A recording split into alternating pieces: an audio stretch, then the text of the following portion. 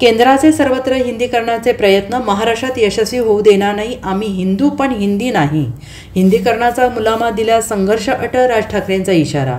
महायुती सरकारने राष्ट्रीय शिक्षण धोरण अंमलबजावणी करण्यासाठी योजना केली आहे, जी 2025-26 या शैक्षणिक वर्षापासून टप्प्याटप्प्याने लागू केली जाईल. यामध्ये मराठी आणि इंग्रजी माध्यमांच्या शाळांमध्ये 1ली ते 5वी पर्यंत हिंदी ही सक्तीची तृतीय भाषा म्हणून शिकवली जाईल.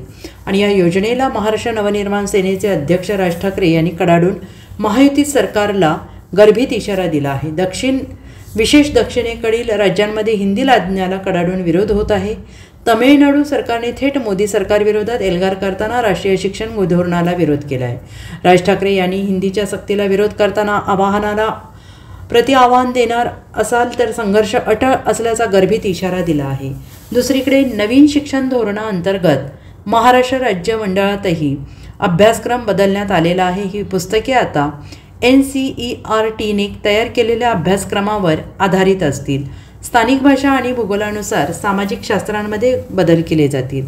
महाराष्ट्रात मराठीची गळचेपी होत असताना आता हिंदीची घुसखोरी सुरू झाली आहे. Bureau report, SBN Marathi, Mumbai.